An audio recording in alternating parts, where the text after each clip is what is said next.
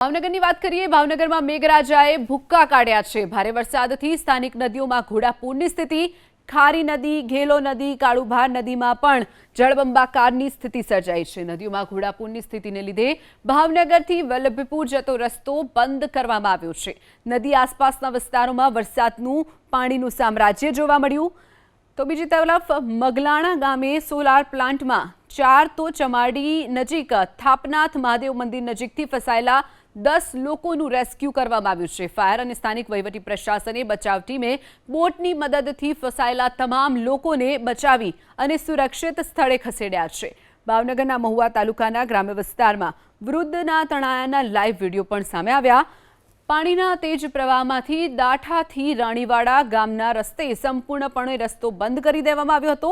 તેમ છતાં પણ એક વૃદ્ધ જીવના જોખમે ધસમસતા પાણીના પ્રવાહમાંથી પસાર થવાનો પ્રયાસ કર્યો હતો. હાજર લોકોએ વૃદ્ધને રોકવાનો પ્રયાસ પણ કર્યો. તેમ છતાં વૃદ્ધ રોકાયા નહીં અને પાણીના તેજ પ્રવાહમાં તણાવા લાગ્યા હતા. સદનસીબે નદીના પટમાં એક વૃક્ષની ડાળખી પકડી લેતા 2 કલાકની ભારે જહેમત બાદ તેમને બહાર કઢાયા હતા.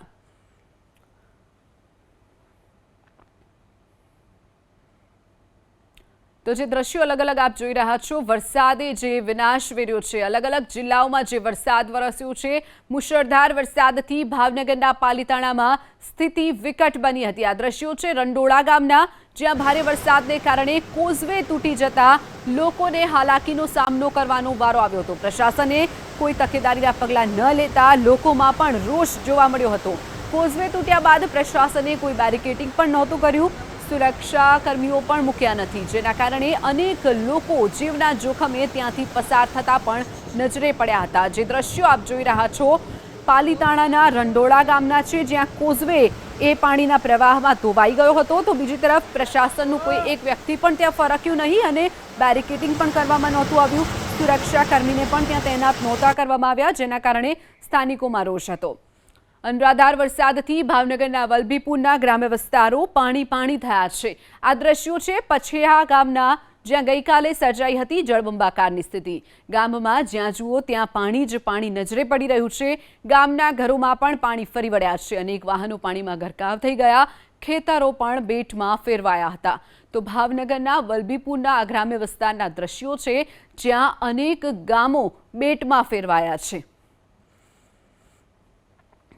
સિઝનના પ્રથમ વરસાદમાં જ ભાવનગર જિલ્લો શેત્રુંજી ડેમ સંપૂર્ણ ભરાયો છે. શેત્રુંજી ડેમના 59 ગેટ 2 ફૂટ સુધી ખોલી નદીમાં સતત પાણી છોડવામાં આવી રહ્યું છે. 5310 ક્યુસેક પાણી છોડવામાં આવી રહ્યું છે.